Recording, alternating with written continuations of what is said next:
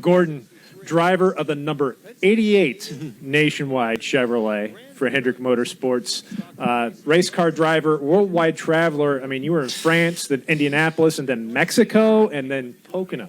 I mean, where are you going after? Well, Mexico was on business for Exalta, so I've been busy. A lot of these things that were already scheduled, and then to throw in these two races has definitely made it a very, very hectic schedule. I've not even been home to get a new set of clothes, so I was doing some laundry this week myself as well. But as far as Pocono, it was nice to get that race under my belt at Indy. I feel a little more confident in understanding the car and the limits and the competition and working with Greg and the 88 team. I felt like they did a really, really nice job in Indianapolis. I didn't do them any favors on the restarts, but luckily got a few back on that last corner to get a decent finish. And then, this week, a little bit different preparation than last week. Get fitted in the car, debrief with the team from Indianapolis, and then preparation of Pocono. Didn't have test video from some of our teammates for here like we did last week at Indianapolis, and I didn't have time to get in the driving simulator either. So first few laps today were definitely again, a steep learning curve. This is a very challenging racetrack, so it's going to be a tough, challenging weekend. But I do like this track, and a little bit to learn with this new package. Good deal. We're going to open the floor up to questions. Got a lot of folks that have them. We'll start here with Claire B. Lang, and then go to Jerry Jordan, and we'll work our way around. Claire B. Lang, Sirius XM NASCAR Radio. Did you get a chance to debrief at all with Dale Jr.? And as you work with the team, what is it that you want to work on, even beyond last week, this week in particular? I've spoke to Dale a couple times. He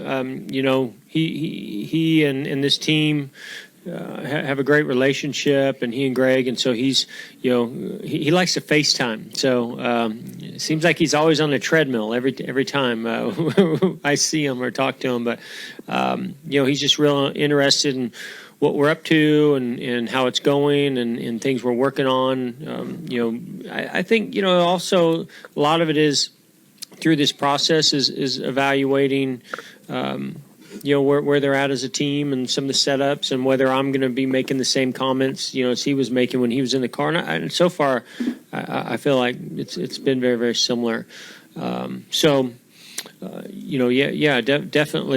any amount of information that I can get to help me prepare for every time I'm on the track is great information and I'm asking everybody questions, just trying to get up to speed everywhere we go, including Dale. Go next to Jerry. Jerry Jordan, Performance Racing Network, Kicking the Tires. Jeff, last week, Dale talked on his podcast about this process was taking longer than he anticipated. Are you prepared to run longer, or is there a contingency plan if he comes out Monday and says, hey, I'm probably not going to be at Watkins Glen, and how do you feel about that? Well, we have to cross that bridge when we get there. I mean, it seems like, it was great last Friday to see him, say, hey, I feel good today and made some progress. And, we want to just keep going with, how he's feeling. The doctors are evaluating and not speculate anything at this time. But, I wouldn't be here in Pocono if I wasn't committed to be there for Hendrick and this team in any way that they need me. I think that there's a balance between trying to make this transition. And first of all, you want Dale to have the comfort of knowing that somebody's there for him. He doesn't have to worry about that aspect of it through this process and just get well at the pace that's the right pace to do it. So nobody's putting any pressure or time frame on that. He may be putting it on himself more than anybody else. Then there's the side of who's the best person to be in the car to get the most points. And then there's the sponsorship, side of it as well. So so far, that from what Rick is telling me, that seems to be me. So that's why I was at Indy, and that's why I'm here. I thought Alex Bowman did an excellent job at New Hampshire, and I tell you, after going through what I went through at Indy, I have a much greater appreciation for him, because that was one of the toughest things I ever did. And not just getting in the race car after 8 months, but trying to fill in for Dale Earnhardt Jr., knowing the kind of attention that it gets. My heart was beating out of my chest because of the pressure and in the eyes that were on you, as much as just not being in the car. So, great job to Alex. But, I'll be here as long as they need me. I say that very loosely. Jeff, Rick Bonnell with the Charlotte Observer. Two quick things. One, you mentioned restarts several times. Brad brought up this morning that he thinks now with the double file starts that restarts have become more of a specialty and a higher emphasis. I wondered if you agree with that and you had any thoughts about that. And also, since you mentioned how tired you were at the end of the race the other day, I just wondered. I wasn't tired. I was hot. Okay. Well, then there's a difference. Okay. Did it take you? I guess what I was asking is, did it take you longer to get back from the fatigue of that race than it might have a year ago? I mean, I've been quite surprised, honestly, with how it's gone. I mean, I got some texts from a lot of drivers this week talking about, oh man, how you feeling? Came back to the hottest race of the year. How'd that go? And the hydration system that I have had for years, that was in the car, the cooling system upgrades that they had at the 88 team, that was blowing the air in my helmet. Did its job, because I was able to stay hydrated and stay ahead of the dehydration. I didn't get any cramping. I did get hot. I didn't feel like the air was cooling me as much as I wanted to the second half of the race. But because I stayed up on the hydration, and I drank every drop that was in there. The red flag didn't help. It was really, really hot when that red flag came out. But all things considered, I thought it went pretty well, from what I heard from some of the other drivers. Definitely my body, the muscles that I haven't used in a while were on fire, Monday and Tuesday. So that part, that part's a little bit different. I mean, even the activities that I have been doing over the last several months that are more outdoor activities, not a lot of in the gym type stuff, doesn't light my back up like being in the race car, but I felt good today. Well, the restarts, I wish there was a way to practice restarts. We go and test race cars, but we don't test restarts. Ever since the double file restarts have come into play, it's changed the sport and the game in a big way. And some are better at it than others. I don't know. And let's clarify, a restart is not getting to fourth gear. A restart is going through turn 1, turn 2, turn 3, turn 4, the first few corners in the lap, and being on the outside or inside. It's not about going up through the gears. That part is pretty easy. I feel like I do that as good or better than anybody. But it's what happens when you get to the turn and how you are aggressively picking lines and making moves and making up positions.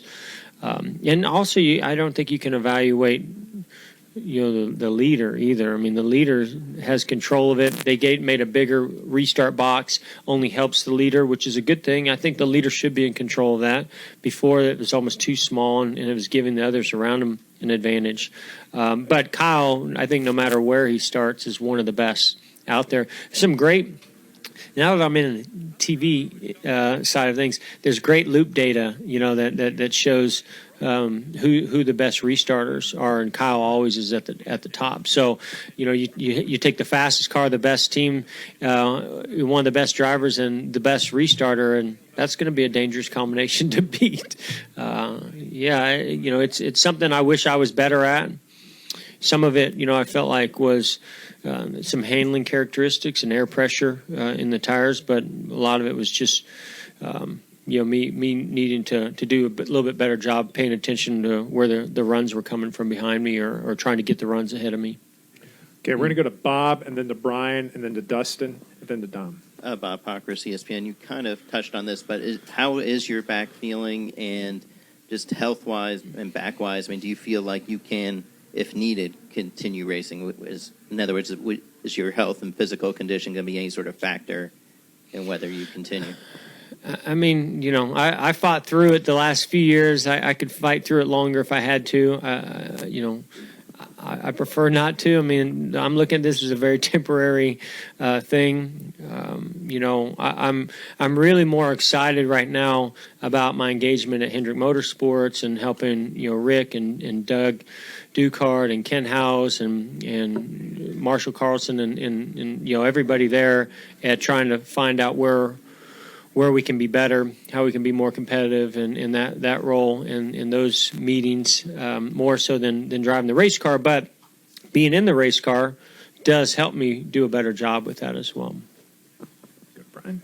Jeff, Brian Nelson with MRN. I believe last week you mentioned the goal here is to help Dale out when he returns, and then you mentioned a few minutes ago about the team trying to interpret your feedback versus how they perceive Dale might give feedback. So how will you measure your success over these few weeks in the car?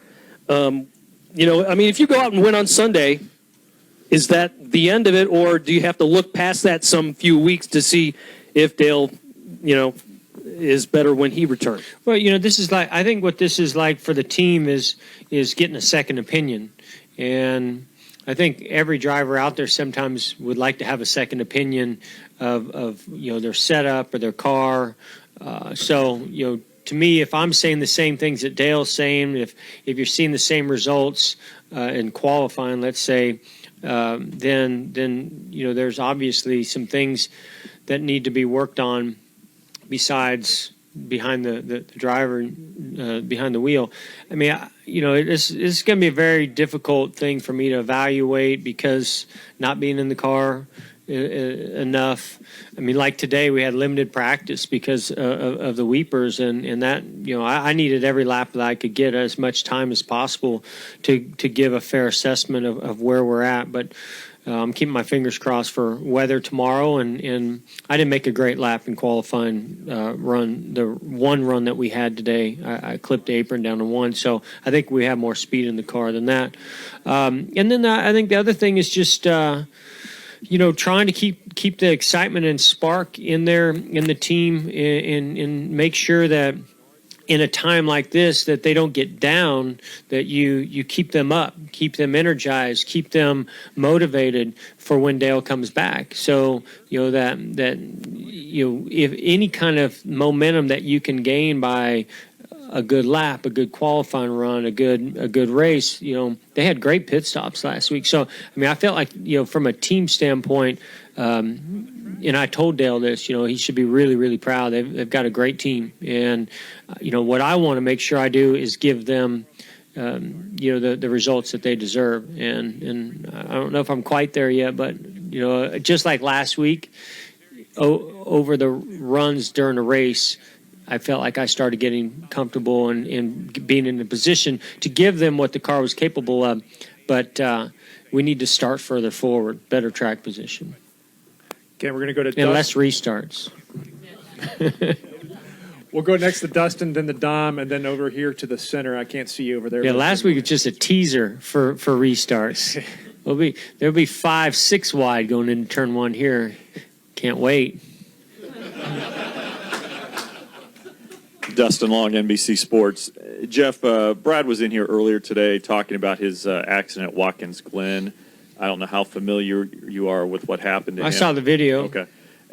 Part of his comments today was that, you know, he had concern about the runoff area in turn 1 because there's so much of it there at the angle. And his comment was, in general, I'm not comfortable with tracks that have runoffs that lead to very harsh angles, and that's certainly the situation that track has and always has had it.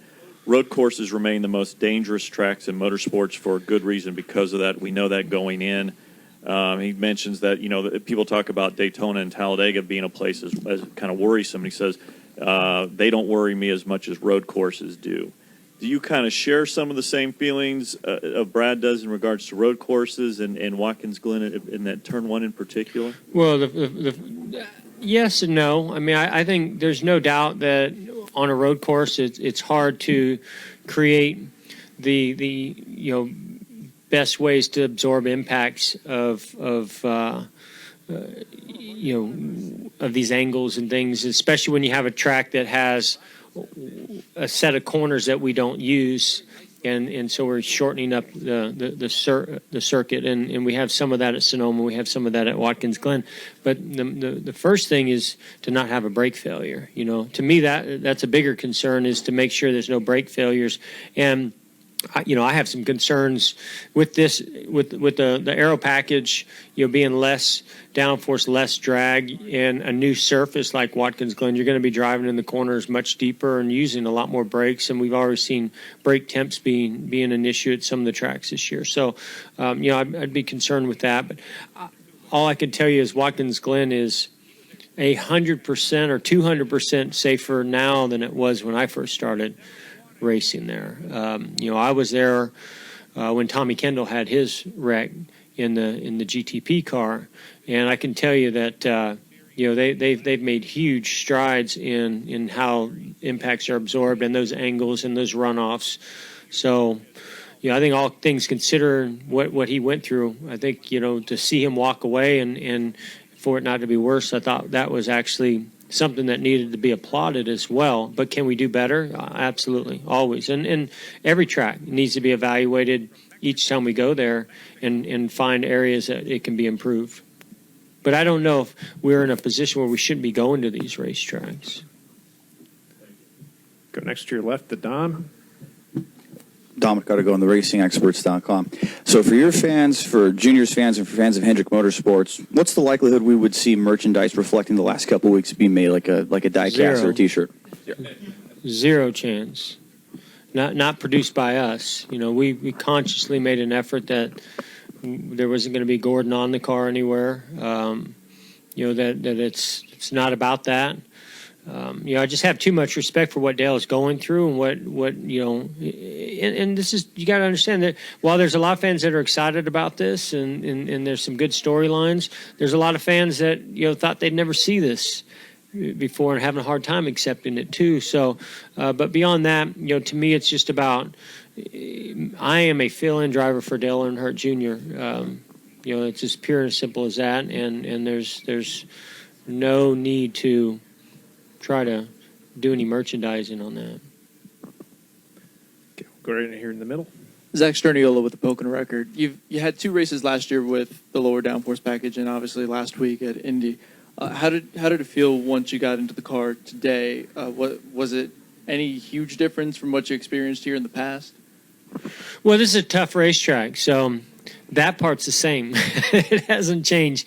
The fact that I went in the tunnel turn getting up to speed and almost wrecked told me that the package doesn't have quite as much grip as I was anticipating. It's tough, man. I mean, it's really, really tough. This is a big challenge for me. And on one hand, I'm excited about that I'm pushing myself to do this and taking on this challenge, and I'm proud of that. On the other hand, I'm sitting there going, I feel like I'm in the twilight zone. What am I doing? I walked in the debrief at Hendrick Motorsports on Tuesday, grabbed me a plate of food, sat down to do a driver debrief. I did not see that one coming. So it's been pretty strange and weird and awkward and fun, all mixed together. But I'm a race car driver, and I take it serious, and I'm more focused on putting good, solid laps together and getting good speed out of the car. And in my opinion, I didn't do a good enough job of that today so far. Jeff McIntyre with the Lebanon Daily News. And not only are you handling the pressure of kind of getting back into the car since you haven't been in there in such a long time, but of course Dale's been sliding in the standings and now finds himself on the outside looking in. So how do you kind of deal with all that as you've been going through these last 2 weeks? Well, that's a big priority for me is some of what I think I mentioned this at the end of last week's race and probably didn't put it in the best words, but on those double file restarts, I was trying to balance out risk versus reward because let's say it was a one or two race off thing and I had nothing to lose and just could go wide open, get crazy and do some crazy things on restarts and maybe make up some spots to get in the top 10 or top 5 or whatever. But I'm trying to get them, keep them solidly in the points from an owner standpoint. And that's important to Hendrick Motorsports, important to this team. And so, in that sense, I think it was sort of mission accomplished. We didn't gain a bunch, but we didn't lose a bunch either. And we gained on some and lost a few to some others. And so, that's definitely a big part of the goal this weekend is to come out of here with a solid points day. Obviously, that's always the case. You want to get the best finish you can, but I also can't just go do anything kind of crazy and silly and cause this team to lose a bunch of points either. Go next to Dan. Dan Gelston, the Associated Press. Jeff, what did you do with all your retirement gifts? Did you keep all of them? Are you drinking like 18 liters of wine at the blackjack table in your house? Are the ponies? That's a great idea for a photo shoot. I like that. Are the ponies parked next to the Bandolero? Yeah. I mean, did you keep stuff? Have you gone on any trips from that? Well, I'm kind of a hoarder when it comes to things like that. Anyway, so when somebody gives me things, I'm the last to I'm too maybe superstitious to give anything away or do anything with it. So I have a warehouse in North Carolina that all of those things are stored in. And one day, when I look forward to going and revisiting those moments and those things and enjoying them. Nobody's ready for a bandolero in my family, so that hasn't happened. We've enjoyed the ponies. They've surprisingly went over well in the family. But you haven't done any blackjack or haven't drank any whiskey or wine or any of those things. So, well, I mean, I have, just not from I've drank plenty, but just not from the collection that I was given as a gift. Jeff, Jim Colson, the ABC affiliate here in the area. We talked about last week shaking off the rust. 8 months, it's not like riding a bike again. You come out, you talked about the restart issues and everything, but now you're at a track where you've won 6 times. No one has done it better than you or more than you here. What's your comfort level now that you got one under your belt, especially at a track where you've had a lot of success? Yeah, so for me, I do have confidence at this track. And I've gained confidence from running the race last week, and with the team, I feel comfortable with all of them. But there's still just when you're not in the car week in and week out, going through that process on a regular basis, hard to get into a rhythm, hard to be smooth and be consistent. And so that's what I'm seeing right now. I feel like I've got a pretty good feel for the grip level of the car. So then it comes down to getting the balance right. But because the inconsistency's there, so, trying to understand how deep can I drive into the corner? Do I need to back up the injury? Do I need to arc in a little bit more with this aero package? Few little details that are different in the way the cars drive. Just how the teams advance with the setups and the geometry to maximize this package makes the car drive slightly different than they have in the past. Very similar things, but just slightly different. And so for me, I'm out there trying to gain that confidence and consistency back, and then I'm also trying to evaluate the car to give them feedback on how we can make it go faster. It's not easy, I can tell you that, but it's going fairly well. To me, it's all about doing it when it counts. It's not about what time's on the board. It's not, it's about when we go to qualify, when they drop the green flag for the race. Other than that, everything's a learning experience for me and the team up until race time.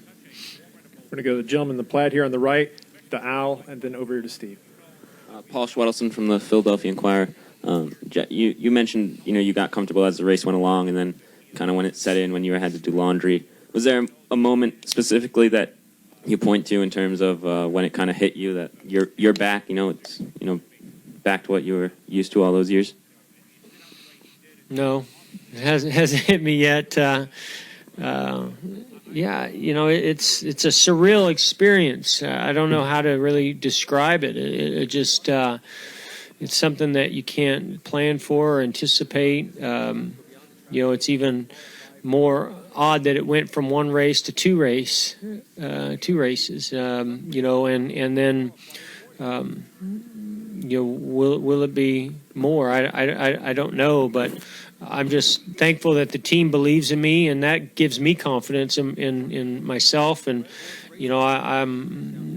I think Greg said it this week. I'm a bit of a perfectionist. I mean, I'm always striving for that in myself and in the car, and so I beat myself up, and I push myself to want to be the best out there. And if I'm not doing that, then I'm gonna be hard on myself. I mean, I get over it quickly, but so this whole experience is something that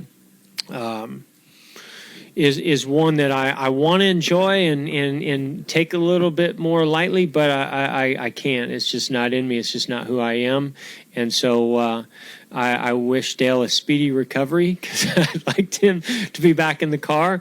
But at the same time, if he's not, I feel like each time I'm in the car, I'll be more confident, comfortable to get better results. Go next to Al and then to Steve. Jeff, Al Pearson, Auto Week. The fact that there's an open weekend after the Glen would give Dale an extra week on top of whatever he's taken off. Would that affect his decision at all to not go to the Glen, knowing he'd have another week after that to really get ready for Bristol and Michigan and therefore? Yeah, that's a question for Dale and a podcast. I don't want to speculate or give any comment on that. I want him back when he's ready, and I think that's what this team wants, and I think that's what Dale wants, and only he and the doctors truly know when that will be, and you'll know next Monday or Tuesday when I know.